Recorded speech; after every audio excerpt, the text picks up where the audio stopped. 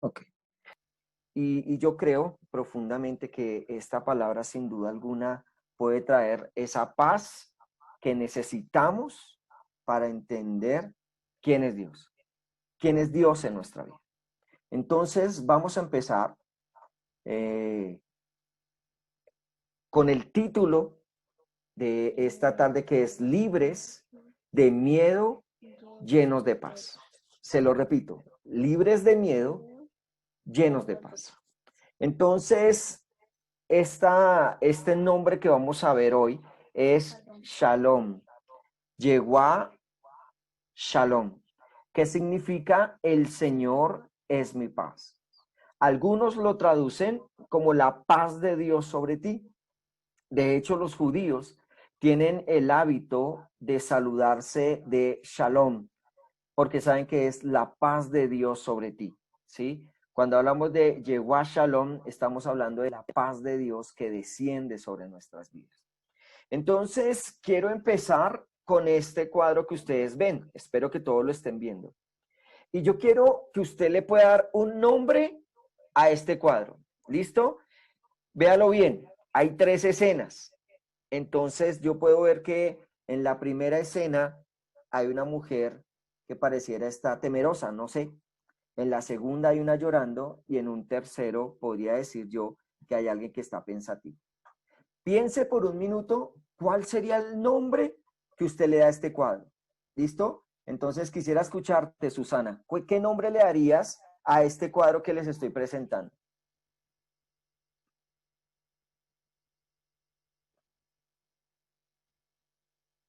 ¿Qué nombre se te viene a la cabeza? ¿Al cuadro completo o a cada imagen, pastor? Como quieras. O sea, llenos de angustia. Bueno, ok, llenos de angustia. Listo. Togla, ¿qué nombre le darías tú a ese cuadro?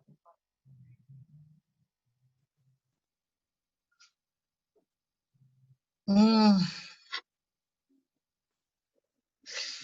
difícil examen. Algo de angustia. Ok, Cuadro de angustia. cuadro Cuadro de de angustia. Está bien, sí. miedo. Vamos a escuchar a alguien más. A ver, Viviana Elaine, ¿qué nombre le darías tú a este cuadro?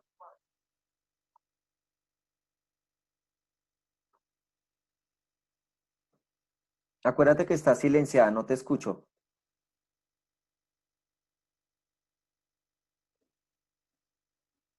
Así, ya.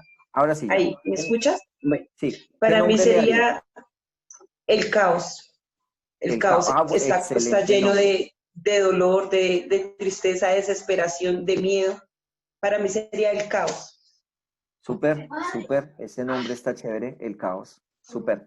Listo. Entonces, usted ya en casita, dele el nombre que usted quiera. ¿Listo? Pero todos están muy, muy cercanos. Joana Velázquez me dice desespero, angustia, tristeza. Sí, sin duda alguna. Y mire que estos son sentimientos que muchas veces podemos ver en muchas personas, ¿cierto? Entonces, me gusta ese nombre, desesperación, desesperanza, caos. Ese caos me parece muy, muy acertado. Ok, entonces vamos a ver algo que se llama la teoría del iceberg. Cuando hablamos de la teoría del iceberg, no sé si usted vio alguna vez la película Titanic o escuchó de la película Titanic, ¿cierto? Y entonces decía el constructor del Titanic que algunos se acuerdan de la escena del esa escena de donde ella aparece como paloma y él detrás, ¿cierto? Y entonces la escena del y entonces llega un momento en que él dice que ese barco o ese no lo iba a hundir ni Dios. Pues resulta que el barco del Titanic o el Titanic se estrelló contra un iceberg. ¿Qué es un iceberg? Es un trozo de hielo que se ve en la superficie, pero que en lo profundo, en lo que no se ve, es mucho más grande de lo imaginable. Entonces usted va a ver en la parte de arriba, ¿cierto? Esto es una foto real. Usted va a ver en la foto, en la parte de arriba, de pronto una montaña pequeña de hielo, pero si usted lo analiza en profundidad, es casi 10 o 12 veces más grande de lo que se puede ver. Algunos psicólogos han hablado de que los seres humanos tenemos también un iceberg, y por eso se habla de la teoría del iceberg. Miren, más o menos este sería el tamaño del Titanic, el que ven ustedes a la izquierda. Este es el trozo de hielo con el que se estrelló, pero no pudo superarlo precisamente porque era mucho más profundo lo que está abajo. Muchas veces lo que nosotros podemos ver es arriba lo que dejamos ver a la gente, pero hacia abajo, en lo que los otros no ven, podemos esconder emociones, experiencias, cambios traumáticos de nuestra vida, desarrollos de nuestros contextos y recursos que hemos adquirido en el transcurso de la vida. Y lo que ven o pueden ver otras personas es solo el exterior. Por eso nuestro mundo interior es mucho más grande de lo que nosotros mismos nos podemos imaginar. ¿Por qué tenemos que hablar del iceberg? Porque muchos de nosotros, tenemos cosas en nuestro interior que nos llevan a actuar. Por eso se habla de la teoría del iceberg, que solo, repito, mostramos lo que queremos mostrar, pero hay muchas más cosas adentro en nuestro interior. ¿Por qué tenemos que hablar entonces de la paz de Dios? Porque cuando la paz de Dios no está sobre nuestras emociones, sobre toda nuestra vida, entonces vamos a vivir en angustias y temores que van a salir en momentos determinados de nuestra vida. Entonces vamos a ver de dónde viene esta palabra shalom. Dígale al que tiene al lado, si tiene alguien al lado, shalom. Entonces usted lo está bendiciendo y le está diciendo la paz de Dios sobre ti. ¿Sí? Cuando usted le dice a alguien shalom, le está diciendo la paz de Dios sobre ti. Shalom, ya lo habíamos dicho, significa paz y bienestar para los judíos. Es un saludo de entrada o de despedida. Bueno, si es saludo es de entrada o de despedida para los judíos. Lo que les decía hace un momento, ellos utilizan regularmente la palabra shalom, ¿cierto? Que transmite salud, armonía, paz interior, calma, tranquilidad y muchos atributos. Por eso para ellos esa palabra shalom es muy importante. De hecho, ellos dicen shalom aleichem, ¿cierto? Que podemos traducirlo como ese cántico, como ese saludo espiritual, ese saludo tan especial. Hoy, ¿cómo se saludan las personas? Si yo a usted le preguntara cómo se saludan las personas, podrían decirme muchas maneras que saludan, ¿cierto? De hecho, uno ve a los amigos que dice, ¿qué hubo, parce? ¿Qué hubo, perro? ¿Qué hubo no sé qué? ¿Qué hubo no sé qué? Pero dentro del mundo judío, este saludo es muy importante, ese shalom, ¿sí? Shalom aleichem, pero sobre todo es shalom, que es la paz de Dios sobre ti. De hecho, nosotros los cristianos regularmente saludamos con Dios te bendiga o Dios te guarde, pero este shalom es mucho más profundo. Repito, es la paz de Dios sobre ti, es declarar una palabra más allá de la bendición y declarar que Dios por encima de las circunstancias va a traer paz al corazón, ¿sí? Entonces, ese shalom es decir, retribuir, compensar que Dios va a estar en medio de toda circunstancia. Entonces, yo quiero compartirles unos textos y mostrarles que la voluntad de Dios es darnos paz. Por ejemplo, dice el versículo 24, el número 6, que se conoce como la oración sacerdotal, dice, el Señor te bendiga y te guarde. El Señor haga resplandecer su rostro sobre ti y tenga de ti misericordia. La misericordia de Jehová esté contigo cada mañana. El Señor alce sobre ti su rostro y ponga sobre ti, ¿cómo termina diciendo? Paz, ¿cierto? Y ponga sobre ti paz.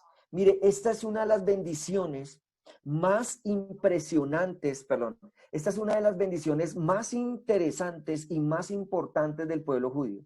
De hecho, cuando a alguien lo van a consagrar para alguna cosa, esta es la palabra que se declara sobre su ministerio. La repito, el Señor te bendiga y te guarde. El Señor haga resplandecer su rostro sobre ti y tenga de ti misericordia. El Señor alce sobre ti su rostro y ponga en ti paz. Porque, repito, para el judío es muy importante la paz de Dios sobre todas las cosas que se hacen. Miren, por ejemplo, Juan 14:27, cuando dice, mi paz os dejo y mi paz os doy. Yo no la doy como el mundo la da. No se turbe vuestro corazón, ni tengan miedo. Entonces, aquí vamos a encontrar un contraste de Jesús. Cuando Él le dice, yo a ti te doy paz, y no es una paz cualquiera. No es la paz que el mundo te da, porque la paz del mundo es una paz momentánea. Le voy a dar un ejemplo de eso. Yo no sé si usted era de los que contaba el 15 o el 16 de cada mes. Yo molestaba a los del equipo cuando trabajaban en la empresa y les decía, hoy es primero, hoy me pagan. Y yo sacaba esa sonrisa espectacular y yo decía, hoy me pagan. Pero era una paz momentánea. ¿Por qué? Porque usted llegaba al 5 y ya no tenía plata porque usted había pagado todas sus deudas y no le queda nada. Entonces se le acabó la paz el 5, ¿cierto? Entonces hay paz momentáneas. Pero la Biblia nos enseña que la paz de Dios sobrepasa todo entendimiento. Mire lo que dice el versículo siguiente. Por nada estéis afanosos, sino que sean conocidas vuestras peticiones delante de Dios en toda oración y ruego, con acción de gracias. Y la paz de Dios, ojo, que sobrepasa todo entendimiento, guardará vuestros corazones y vuestros pensamientos en Cristo Jesús. Le voy a dar un ejemplo de la paz que sobrepasa todo entendimiento. Recuerda que hace unos días estábamos viendo que los discípulos estaban con Jesús en una barca y de un momento a otro se desata una tormenta. Los discípulos entran en una angustia existencial porque ellos tenían miedo de morir. Pero ¿qué estaba haciendo Jesús? ¿Se acuerda qué estaba haciendo Jesús? ¿Se acuerda o no se acuerda? ¿Qué estaba haciendo Jesús? Estaba durmiendo. Y entonces uno puede decir, uy, ¿cómo es posible que Jesús pueda dormir en medio de una tormenta y en medio de una barquita? Y uno podría decir, este hombre tiene una paz que sobrepasa todo entendimiento. Y los cristianos deberíamos vivir en esa paz, que a pesar de las circunstancias, pudiésemos vivir en paz. Estamos viviendo un momento muy difícil. Estamos viviendo un momento de pandemia. Estamos viviendo un momento donde la crisis política es desatada por causa de que declararon cárcel a un personaje político muy importante para el país. Sin importar si está de acuerdo o no, eso puede causar una crisis política muy fuerte. Estamos viviendo en medio de los tiempos finales, de los que la Escritura nos está anunciando años atrás, miles de años atrás. Y algunos podrían decir, no, yo tengo miedo de salir, no, yo tengo miedo de hacer muchas cosas. Pero dice la Biblia que la paz de Dios puede hacer que podamos vivir en paz en medio de toda circunstancia. Ahora, ¿cuáles serían los destructores de la paz? Y podríamos decir entonces que los destructores de la paz, lo primero son las malas noticias. La Biblia dice que a los que viven confiados en Dios no tienen temor de malas noticias. Pero la gente sí vive en una zozobra por las malas noticias. ¿Sí? Y una de las cosas que usted y yo debemos entender es que algo que podría destruir la paz de cualquier persona son las malas noticias. ¿Sí? ¿Por qué? Porque a veces en medio de tener malas noticias parece que Dios se hubiese ido. ¿No le ha pasado? ¿Sí? Que usted de pronto recibe una noticia que usted no quería recibir y usted dice, ¿dónde está Dios? Y esas malas noticias pueden muchas veces dañar nuestra paz. Pero vuelvo y repito, la Biblia dice que los que confiamos en Dios no tenemos temor de malas noticias. Uno no quisiera nunca recibir malas noticias, pero no significa que si recibe malas noticias es porque Dios ya no esté. Y esa es la gran diferencia del que tiene a Dios y del que no lo tiene. Ahora, ¿qué más puede destruir nuestra paz? Otra cosa que puede destruir nuestra paz es el fracaso moral. ¿Qué es el fracaso moral? Cuando de pronto he conocido a Dios, ¿cierto? Y le he prometido, no, yo nunca te voy a fallar, pero fallé. Y entonces viene una furia con uno mismo. Y uno dice, pero ¿por qué yo tuve que haber fallado cuando le dije a Dios que yo iba a ser fiel? Y eso destruye mi paz. Entonces, cuando hay fracasos morales, también vienen temores. Temor a fallarle a las personas que confiaron en nosotros. Temor a las personas, temor por esas cosas que hice mal y que van a traer consecuencias. Pero también viene en el fracaso moral el miedo a ser descubierto por algo que estoy haciendo mal. Y entonces no puedo vivir en tranquilidad. De hecho, cuando estoy viviendo en cosas que no son conforme al propósito de Dios, aún el sueño se va. A veces hasta sueño con esas cosas que estoy haciendo mal. Y viene el temor a ser descubierto por esas cosas que definitivamente no hago bien. Entonces, esto es uno de los destructores de paz más fuertes en la vida del creyente. Pero también están los destructores de paz que tienen que ver con la enfermedad, ¿cierto? Entonces la enfermedad se suma a las malas noticias. Y entonces, cuando, digamos, tenemos alguna enfermedad, viene sobre nuestra vida una cuenta regresiva, ¿cierto? Ejemplo, alguna persona que tenga una enfermedad cualquiera que sea, puede decir, bueno, ya estoy contando los días sobre la tierra porque como estoy enfermo, entonces ya me quedan los días contados. Y hay momentos donde esa enfermedad podría robarnos la paz, ¿cierto? Nos quita la tranquilidad. Puede que la enfermedad no esté sobre nosotros, pero cuando está sobre alguien que amamos, eso afecta y nos quita la paz muchas veces, ¿cierto? Y cuando viene la enfermedad, y sobre todo cuando son enfermedades fuertes, podemos decir, esto puede ser lo último para mi vida. Entonces, mire que otro destructor de la paz puede ser la enfermedad. Por eso la Biblia dice que Él es nuestra paz y nuestra sanidad, que Él es el único que puede traer sobre nuestro cuerpo la sanidad. ¿Mm? Entonces, es muy importante entender que esto puede ser un destructor de paz. Algo que Dios me hablaba cuando estaba construyendo este sermón es que,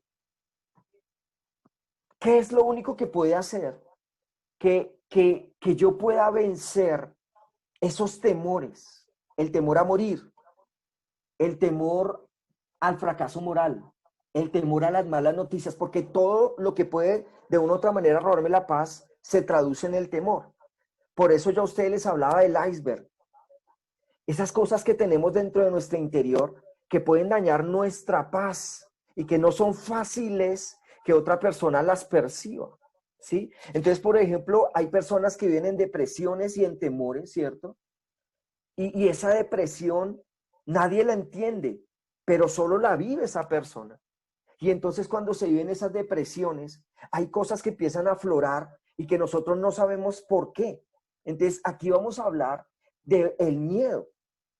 Y hay un miedo que es bueno, ¿cierto? Hay un miedo que, por ejemplo, me lleva a mí a no cometer errores. Es que yo sé que si yo llego a hacer eso, me pueden venir cosas difíciles. El temor me lleva a no pasarme un semáforo en rojo. Yo espero que a Alex, que le gusta manejar bicicleta, no sea de esos que se pasan los semáforos en rojo, sino que él sea un buen ciudadano y pare en los semáforos, porque eso muestra que él es un buen cristiano, un creyente que respeta las autoridades, ¿cierto? Pero uno ve ciclistas que no tienen temor y se pasan los semáforos en rojo. Y uno dice, Dios mío, estos no tienen miedo. Y ese miedo es bueno, ¿cierto? Pero hay un miedo que no es de Dios. Y recuerde que la Biblia dice que Satanás es el padre de la mentira. Por lo tanto, hay mentiras que nos han querido cubrir a nosotros y que de una u otra manera esa mentira, si no nos deja estar en paz. Entonces, por ejemplo, traumas en la niñez. Hay traumas que vienen desde nuestra niñez, que han sembrado unos temores. Por ejemplo, temores infundidos a la oscuridad. Hay adultos que tienen temor de apagar la luz, ¿sí? Que uno les apaga la luz y dice, no, no, no me apague la luz hasta que yo no me duerma. Y son traumas desde la niñez. De hecho, le decían a uno, es que usted si no se duerme, viene el coco y se lo comerá. ¿Sí? Y entonces le cantaban a uno, duérmete niño, duérmete amor, que si no viene el coco y te comerá. Y entonces muchos mirábamos debajo de la cama y mirábamos, ¿será que el coco me va a salir? Mirábamos en el armario y decíamos, ¿será que el coco me va a salir? Y nos generaron unos traumas, fobias. Hay gente que tiene muchas fobias, ¿cierto? Parados en la ira y en el temor, ¿cierto? Y hay momentos donde uno se da cuenta que hay personas que por sus temores viven en ira, porque les cuesta expresar lo que sienten. Entonces mire que este iceberg puede ser muy, muy grande. Límites de la inocencia. Cuando de pronto alguien en nuestra niñez abusó y pasó los límites y tocó partes de nuestro cuerpo que no debía. Y entonces nos cuesta relacionarnos con el sexo opuesto, ¿cierto?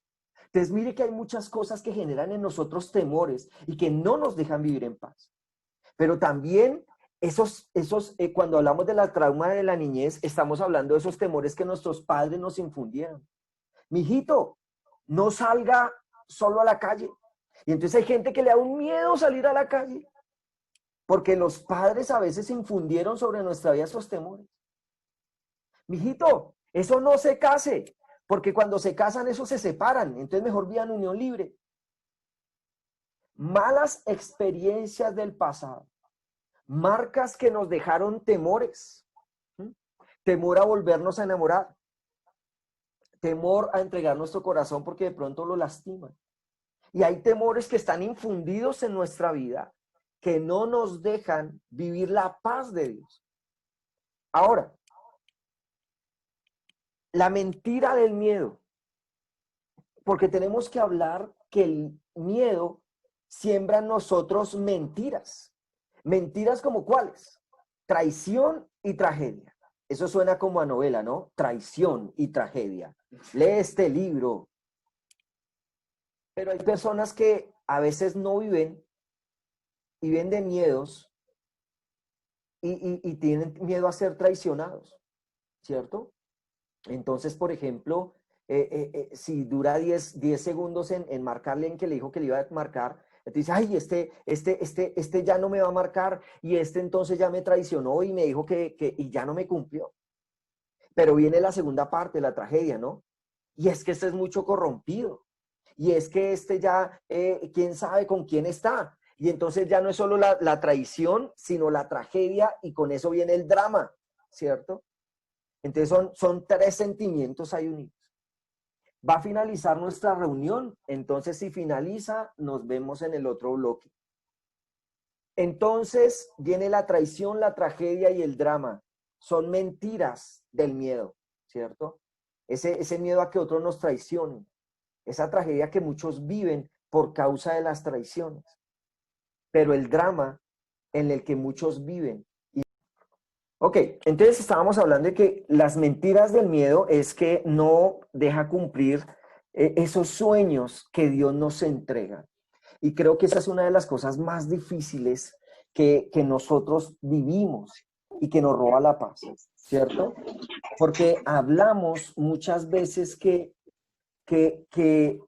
cuando tenemos temores, ese temor muchas veces no permite que uno pueda cumplir lo que Dios lo ha entregado, y esa es una de las mentiras más grandes que podemos vivir.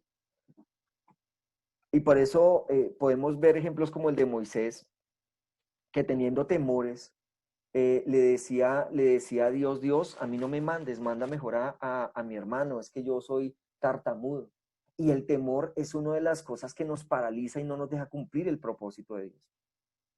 Entonces, eso nos lleva a que tenemos que enfrentar el miedo. Una de las cosas que nosotros debemos entender es que cada temor se debe enfrentar, ¿cierto? Entonces, por ejemplo, hay personas que no manejan un carro porque hace 30 años se estrellaron y prometieron nunca más coger un carro. No, a los miedos hay que enfrentarlos, ¿cierto? Hay gente que dice, no, yo no compro una bicicleta y no me muevo en bicicleta porque eso es muy complicado. Sí, claro, pero eso no significa que el temor nos paralice y no podamos cumplir muchos de nuestros sueños, ¿sí? Hay que hacerlo, hay que enfrentar nuestros temores. A mí me da risa cuando uno ve un ratón y el primero que se para en una silla es el hombre, ¿cierto? Y le dice a la esposa, páseme, por favor la escoba que yo de aquí le pego. ¿Mm? Y no, hay que enfrentar los temores. No pasar los temores a los hijos. Eso se los decía hace un momento. Uno de los errores más grandes que nosotros cometemos muchas veces es que pasamos muchos de nuestros temores a nuestros hijos. Les pasamos nuestros temores a fracasar. Todos de una u otra manera aprendimos algunas cosas fracasando. Entonces, ¿qué hacemos para tener la paz de Dios? Uno, aceptar su amor y su perdón.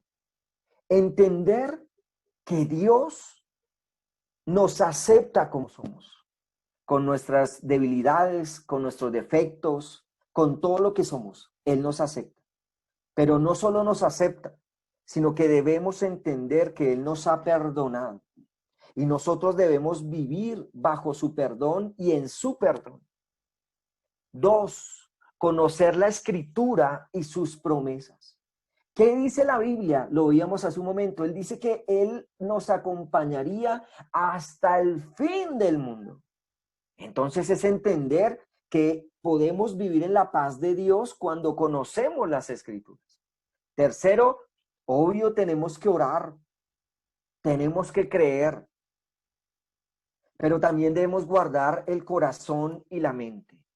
Debemos entender que Dios se va a hacer cargo de todo en nuestras vidas. No significa entonces que nos acostemos a dormir porque Él no. Pero sí debemos saber que Él va a estar con nosotros en cada una de las cosas que hagamos conforme a su propósito y a su voluntad. Y lo último, y creo que lo más importante, es permanecer. Porque creo que una de las cosas que hacer, aún en medio de cada circunstancia, nosotros debemos permanecer en medio de cada cosa que se pone al frente de nuestra vida. La clave del creyente es la permanencia. Es como cuando yo me quiero casar. Si yo me quiero casar, yo debo permanecer, ¿cierto? Puede que la muchacha al principio me dijo no, pero si yo quiero casarme, yo permanezco y llevo eso hasta alcanzarlo. En Dios es igual. ¿Qué es lo que va a garantizar la paz de Dios sobre nuestra vida? El permanecer en Dios a pesar de las circunstancias. ¿Sí? Yo sé que muchos de nosotros en medio de esta pandemia necesitamos la paz de Dios. Esa paz que sobrepasa todo entendimiento. Esa paz que me lleva a seguir creyendo. Por eso la clave espiritual de hoy dice, lo que aprendisteis y recibisteis y oísteis y visteis en mí, esto haced, y el Dios de paz estará con vosotros. Shalom estará con nosotros. Si practicamos lo que aprendimos, recibimos, oímos y vimos de Dios. Se lo repito, lo que aprendisteis y recibisteis y oísteis y visteis en mí, esto haced, y el Dios de paz estará con vosotros. Entonces, Shalom es la paz de Dios sobre nuestras vidas.